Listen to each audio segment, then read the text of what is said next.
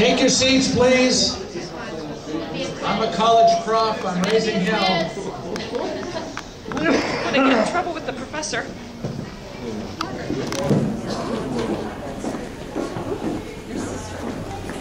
There's Izzy out there, yakking away. Hi, Vaughn. How are you, buddy? Stand up. I want to see how tall you are. Oh, no, you're not. You're a lot.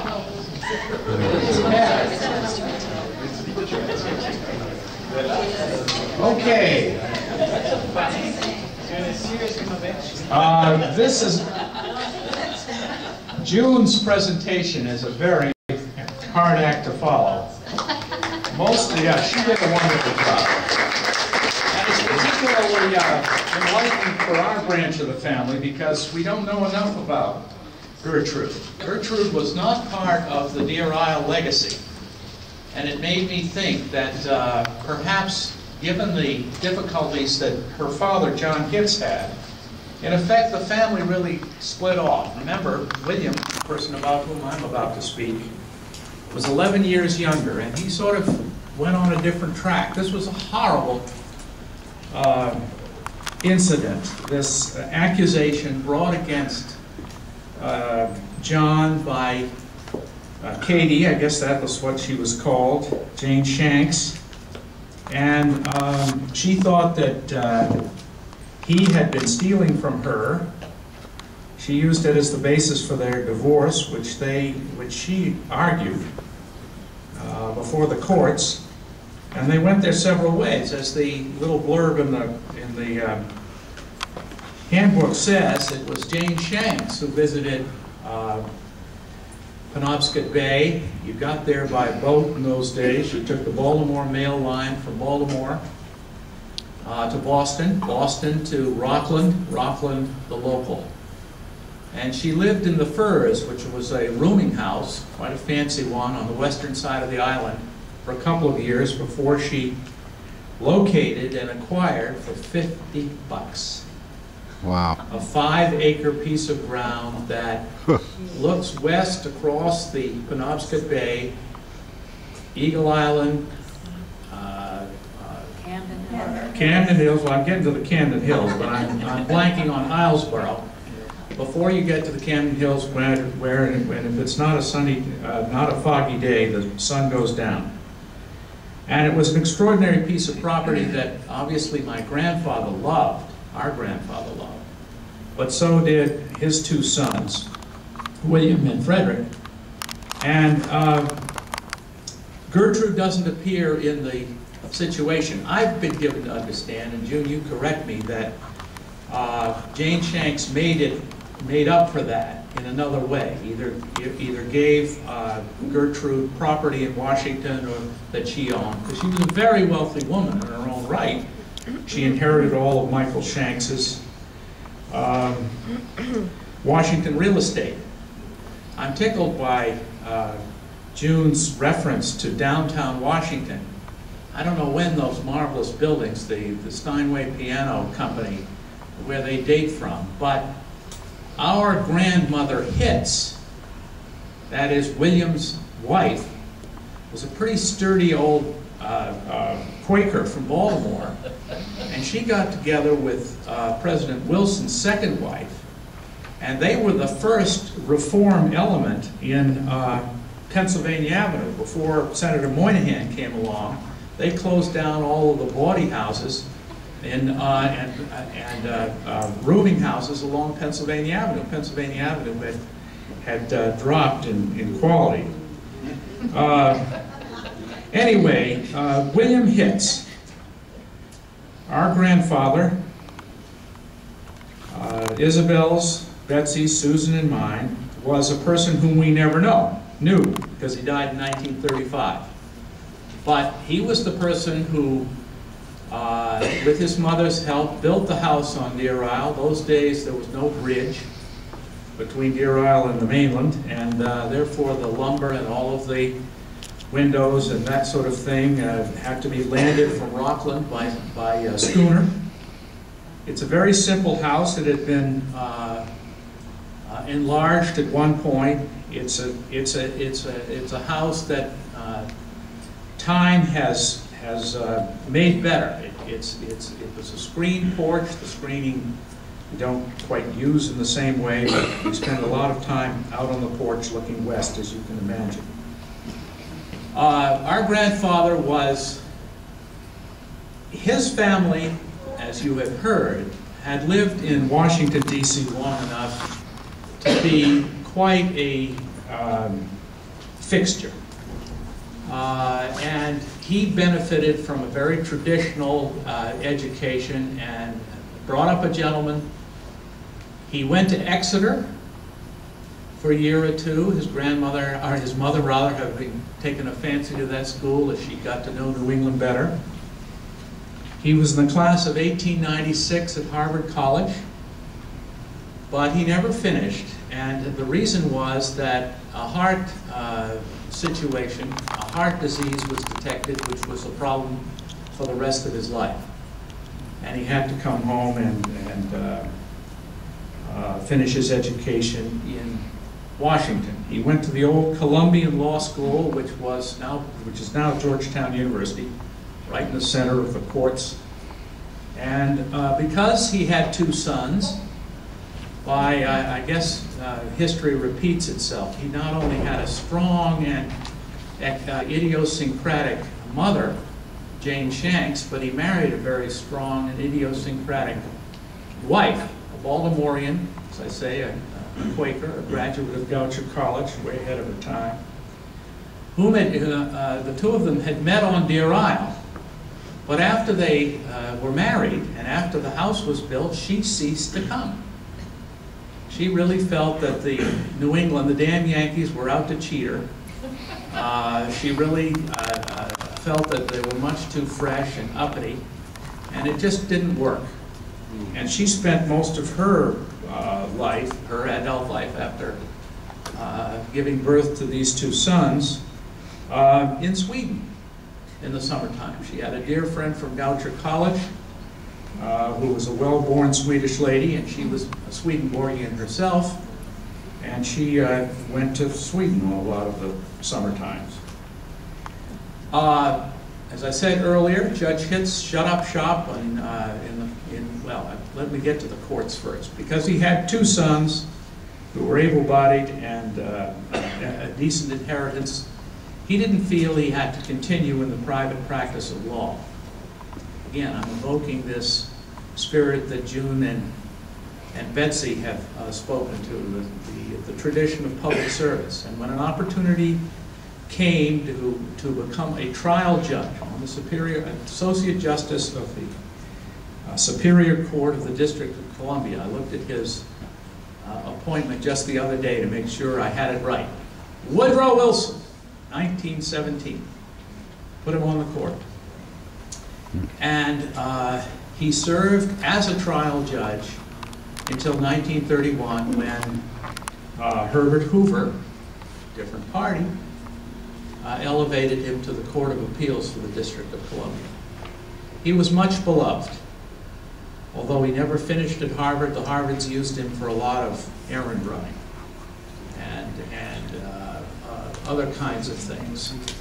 I had the pleasure of seeing a couple of years ago a letter that he had written to the Cosmos Club in Washington, D.C. He belonged to all these places.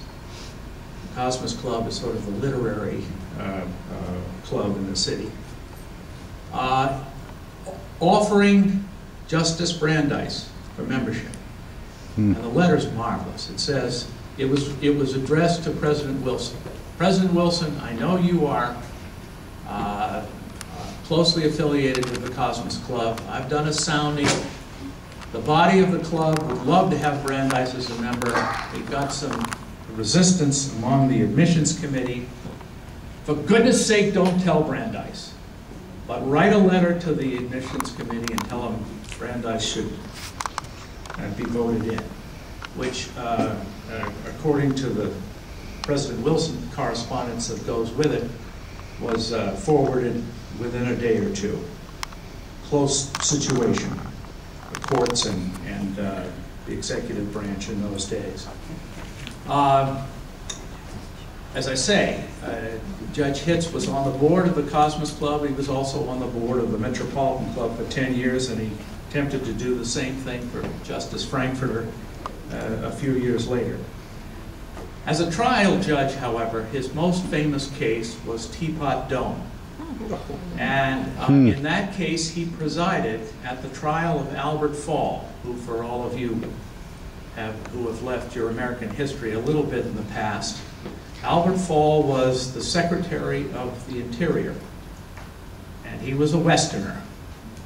And he had gotten involved with a man named Doheny. And what they were trying to do was to obtain for Sinclair Oil Company, we don't see Sinclair much anymore, dinosaur. But Sinclair Oil was big in the 20s, and Sinclair wanted to gain access to some of the assets held in the U.S. Naval Petroleum Reserve. Remember, we had an oil-based fleet in those days. And the way to do that was to go through Secretary Fall. Secretary Fall, it won't surprise you to know, was an appointee of the Harding administration. Not one of the most honest and highly regarded presidential terms in our history. In any event, Fall engaged the best lawyer in Washington at the time, who gave his name to one of Washington's most famous law firms, Hogan and Hartson. His name was Frank Hogan. And he was a hard-bitten Irishman who took no prisoners. And he came to court with the view that Fall, who was a relatively elderly man and probably not in great health, stood his greatest chance of surviving this trial by showing up in a bathrobe, sitting at the bar. Well, our grandfather took that for about half a day and instructed his counsel, Frank Hogan, to get Mr. Fall in proper business dress, which he did. And we have a copy of the instructions. This is where a judge really makes his impression. His instructions to the jury at the end of the evidence, and they were masterful. So Judge Hitz, aside from being sort of an old boy in Washington, D.C., was also a very able judge. He was also a person who could tell a story, and I'll give you two. He loved the trial court. And in fact, when he was elevated by President Hoover to the appeals court, some newspaper asked him what his reaction was. He says, "I'm perfectly happy to go up, but I'll miss all them lying witnesses." I'm sure he didn't say them. He presided at a divorce trial in the district at one time, and it transpired in the second day of evidence that the respondent and the what is it? It's not supplicant, but I'm too far away from my law. The person who brought the case, the petitioner and the supplicant were cohabiting in the middle of a divorce trial as it was going on. So he drew himself up at, as I say, at the end of the second day of this testimony. He said, "I will not have in my courtroom a litigant who sues by day and fornicates by night."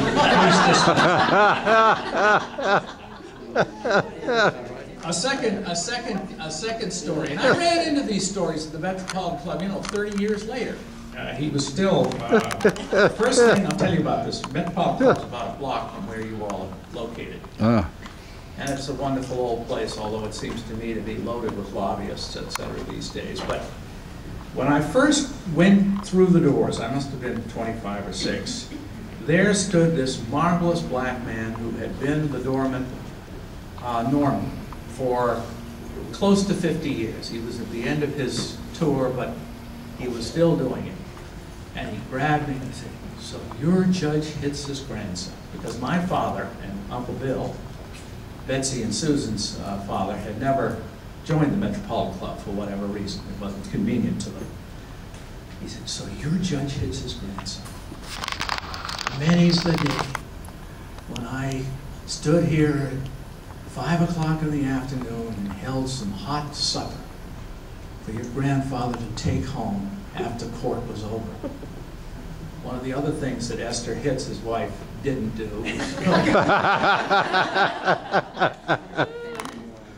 Another story that's told is that he had he was selecting a jury in his court one day, and a gentleman, as he was polling the jurors, had a terrible stutter, and he said, "Your Honor, I want to be excused. My wife is I mean, she's going to have a baby. In either event, young man, you'll be needed at home."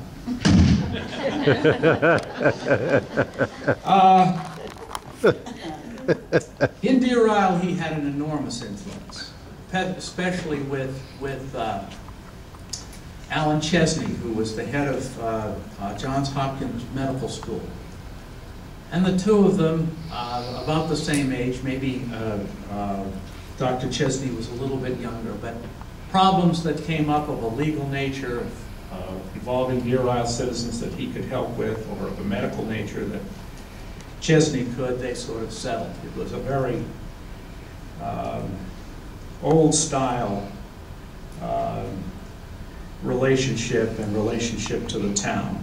Our house sits right over the cove, it's sort of a summer harbor where everybody has to sail in. And Judge Hitz, who was a pretty good sailor himself, was reputed to have sat there in the evening or late afternoon. He'd come ashore, but there were still some younger people sailing out, and he'd watch them shoot their moorings. And some of the old guard that was there as we came of age. I remember being absolutely terrified that the stare of Judge Hitz looking out on their performance was going to be very critical. As I say, he had two sons. My father was the eldest. He died very young. He went to Princeton. He had gone through about 4 different private schools here in Washington to get there. He was a cut-up, very good sailor, had a huge capacity for booze, which during a large part of their youth was illegal. They did some bad things. They used to make gin up in the bathtub in the house in Deer Isle. There was their father, a sitting federal judge, down below. That's nice, right? Nice. Great. Both Frederick, my father, and William, Betsy and Susan's father, were government lawyers for their working careers. Uncle Billy was the more distinguished of the two. He was a superb prosecutor and had a lot of the tough perjury and communism-related issues, failure to fill out a passport correctly, that were tried in the district courts right after World War II. So the tradition continued. And I must say, I wish I had known my grandfather, because the love and affection that people who knew him carried for him was something I have been able to run into. Susan asked me to say a little something about J. Edgar Hoover, and I didn't know the precise details of how he was related to the Hitzes. I guess he was a second cousin of Frederick and Williams. But this little synopsis in the book tells most of the prominent details. He was a very able, very ambitious young lawyer, and he came to prominence in the early 20s, the tail end of the Wilson administration and the beginning of the Harding administration, because if, again, you remember your American history, this was the time of the Wobblies. This was a lot of commie stuff coming across the ocean and manifesting itself in disturbances in the United States, and in Washington in particular. I'm sure many of you have heard of the Palmer raid. Attorney General Palmer, who had to round up the commies or the anarchists who had camped in Washington, who had protested the fact that the allowances for the veterans of the First World War were stingily made available.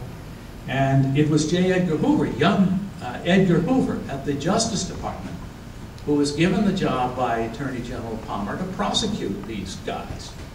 And he did, and he built a reputation on it so that the investigation department of the Department of Justice, which had existed since the turn of the century, and which was used as the investigating arm to make the cases against the leftists, got bigger and bigger. Well, one thing led to another, and he obviously had very good executive ability. He also had that quality of survivors in Washington, D.C. He knew how to keep his mouth shut at the appropriate time, and he kept a lot of information on lots of people during that period of time.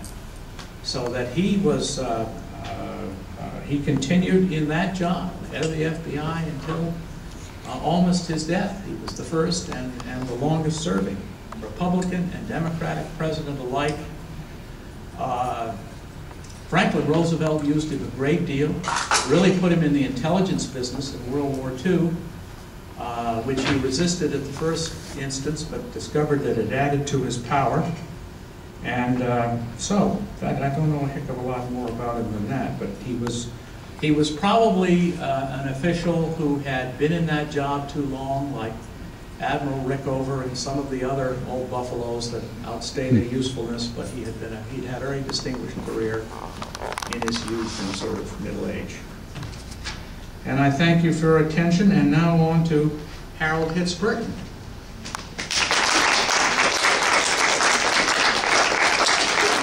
Good morning. Good morning.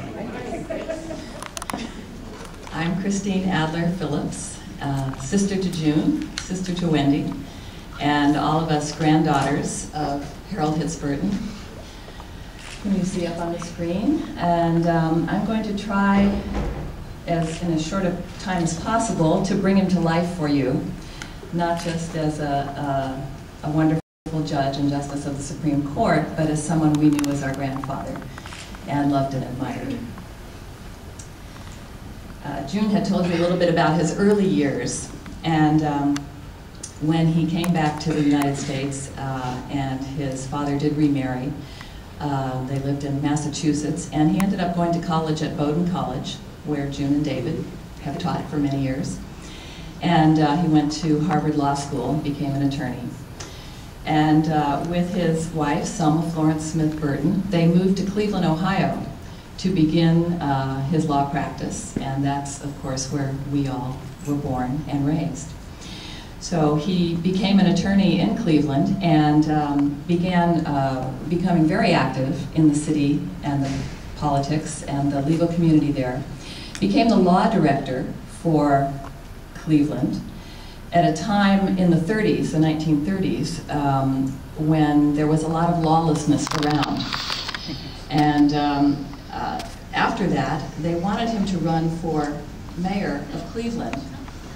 And I have here a campaign cartoon during his campaign for mayor. I don't know if you can read it all. It's a poster of his picture there, and a racketeer on this side and a mobster on this side are discussing his candidacy and saying to each other, Cleveland will be no place for us when he's elected mayor. Because, of course, one of his great planks in his campaign and one of the great areas of focus for his time as mayor was to clean up the city. In fact, I know that you've all heard of Eliot Ness, the man who cleaned up a lot of Chicago's racketeers and gangsters, and Harold Burton brought Eliot Ness to Cleveland to do the same. And this was during the 1930s, middle to the late 1930s. He was re-elected 3 times as mayor, so he served 3 terms there. And about his time as mayor, from the remark of Chief Justice Kingsley A. Taft from the Ohio Supreme Court, quote, "We asked him to meet with us. We told him that we wanted him to run for mayor.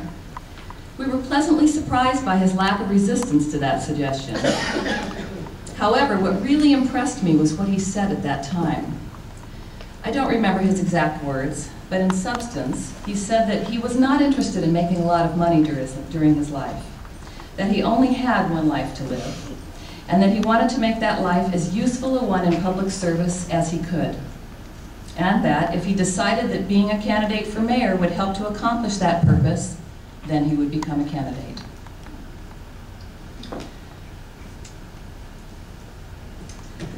Harold and Selma Burton had 4 children, 2 sons, William and Robert, and 2 daughters, Barbara and Deborah.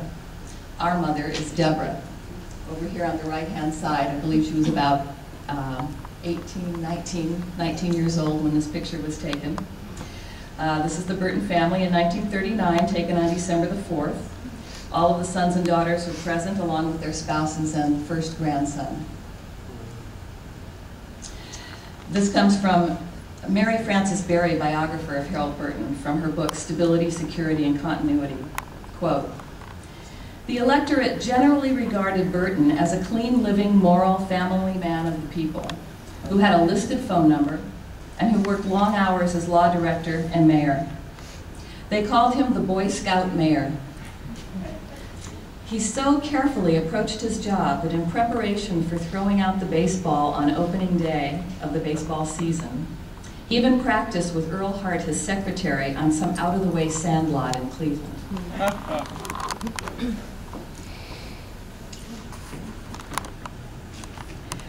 This is a picture of him campaigning for his second term for mayor of Cleveland in 1937. This is from the Cleveland News, December 1940. This is on his last day as mayor of Cleveland. Quote, "We consider this to be the most unusual man in American politics, and the most unusual mayor any city has had in these times. Other cities can take their LaGuardias, their Kellys, their Homes. We'll take you, Harold Burton, the outstanding exponent of a city government that is honest, high-minded, and right in step with all its people, common and uncommon."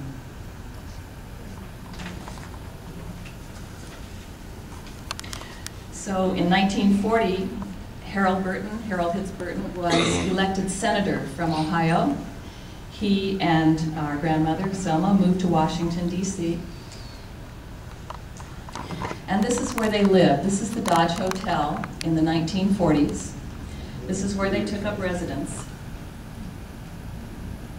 And again, I'm quoting from Stability, Security, Continuity by Mary Frances Berry. Quote, "Burton won the Senate seat by a substantial margin of 145,000 votes over John McSweeney. He and his wife Selma moved to Washington and settled in at the Dodge Hotel near the Capitol." And this hotel doesn't exist anymore. I believe June was saying it was on around 1st Street near the Capitol, but that area is now the Capitol Plaza. Selma and Harold Burton continued to make their home in an apartment at the Dodge Hotel for the next 25 years. And he would walk to the Senate office building from here, very close.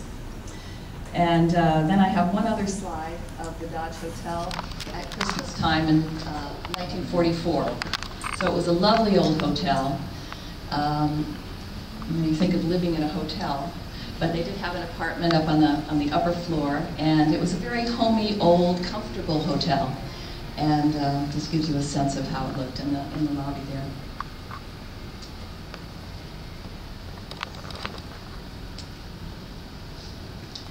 Two of Harold Hitz Burton's major achievements during his term as senator from Ohio from 1941 to 1945, these two, the B2H2 resolution, and again I'm quoting from Mary Frances Berry, the Ball-Burton-Hill-Hatch resolution, B2H2 in 1945.